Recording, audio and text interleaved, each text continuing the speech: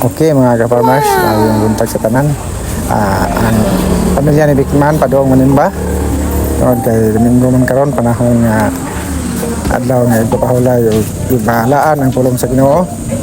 So mga ni atong misis kasunod na to. Padong na sa simbahan. Right. Malasa nga pag-abot gud sa simbahan, naithan pag gud og langgam arong likod. Pag mo ni makita na to nga nagkupo-kupo ning tawo si Bikman kay hugaw kayo ng likod.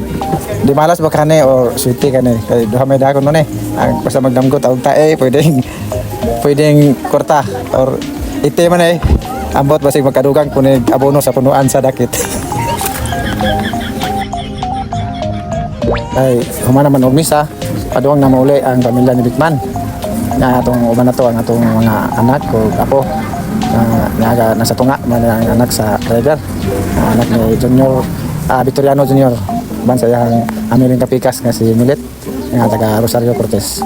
Padong namin muli og na ang mong apo nga gamay pag-abot. Okay mga farmers, mayong to o happy Sunday. Tungod kay naman ang mga anak ng tanda. Kita sa Cebu gikan sa Pilaran ang kinabukahan ng kadua. Nagandam tawag ko nito pang manok. Oh, namin kanya gikan po nanimba tungod kay karong lawa Domingo man. Siyempre musimba ta kay ingon man ang Ginoo. Trabaho ka sa unang adlaw ato sa ika-uno ikapito mo bahuway ka ug walaan ang pangalan.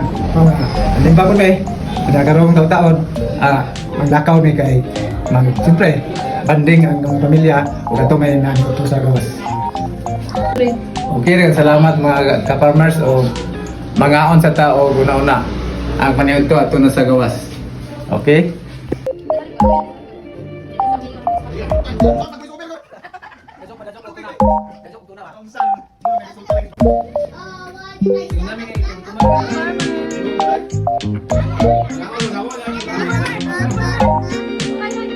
Thank you.